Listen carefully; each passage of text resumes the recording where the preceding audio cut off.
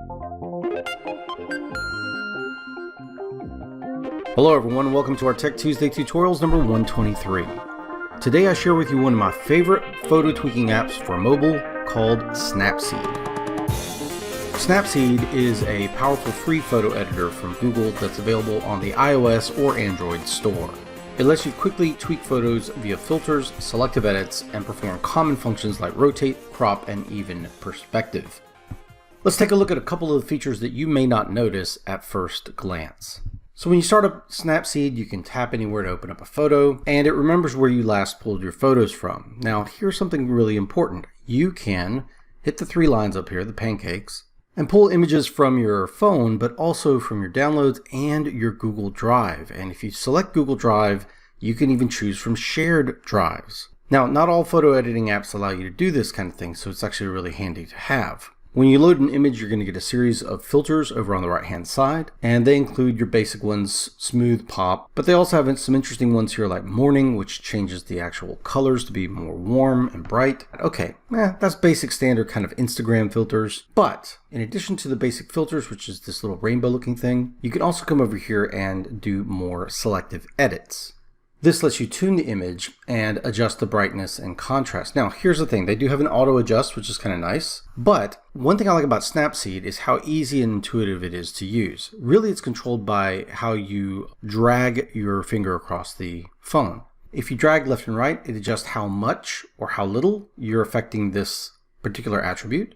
And if you drag up and down, you get a menu of the various things that you can modify.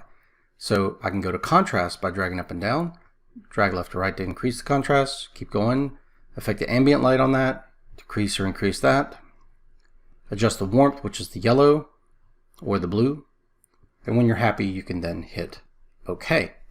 Another filter that I like is the lens blur, which allows you to apply a blur that's kind of in a radius around a point. So you can say I want to focus on this. Now you can resize the height and width of this simply by pinching and zooming out or in. And that'll affect just how big of an area you're going to hit with this. You can also change the style from elliptical to linear, which allows you to do kind of your basic tilt shift.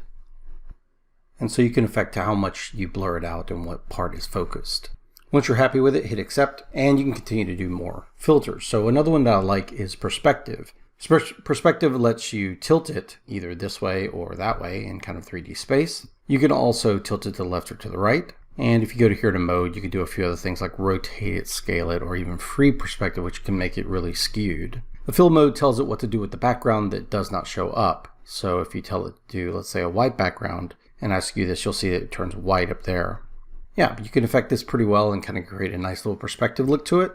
And if you combine that with cropping, you can make for some really nice headers and stuff. You can change your perspective on your cropping to a set perspective or even let it be free. So if I'm happy with it, I can then download this and save this to my phone.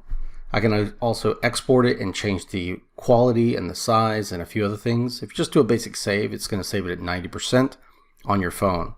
If you're not sure where it saves them in a folder called Snapseed, in which case you can open them up there.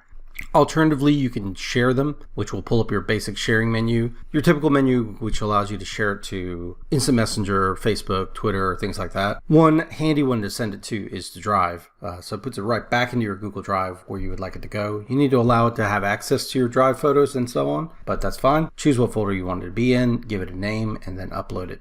You'll find the image there in your Google Drive, and you can do whatever you want to with it at that point. There's some other really nice filters here, including something like drama, which can actually apply whether or not you want like a highlight or a really kind of dramatic look.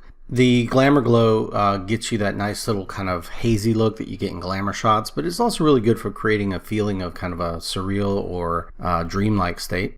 Of course, if you're editing faces, there is an actual portrait one here, which will detect faces in an image and allow you to do things such as spotlight the face. You can also tell it to smooth it, so you can see the difference here, especially if we zoom in a little bit. You can adjust the skin smoothing right here and choose how much you want to smooth it out or not. Of course, it can look really plasticky and fake if you do it too much, but there's a bunch of these different filters that you can just pre-apply. There's a spot healing brush as well that you can use, and the healing brush will allow you to basically hit certain areas here that are blemishes and kind of touch them up. Now it uses the area nearby to kind of fix that, so sometimes you can just wind up duplicating them, but if you keep working on it, you can then touch up little areas here and there. This has a noticeable effect for things like freckles or acne or things like that. With just a couple of taps, you can remove a few spots here and there. But yeah, check out some of these various filters. Some of them are definitely full image filters, but there's a bunch. I like Snapseed because it's easy to use, it's very intuitive on the phone, it responds well to touch and stuff like that, and it's free, and it's made by a reputable company, it's made by Google. Yeah, so get out there and give it a shot. So I hope you all enjoyed this video, and I hope you found it useful. And if you did, go ahead and hit that like button. Heck, why not support us and click that subscribe button. Click on the bell icon to receive email notifications. Leave a comment or idea for a Tech Tuesday video below. Share this video with your friends. And we'll see you guys in the next video. Bye bye.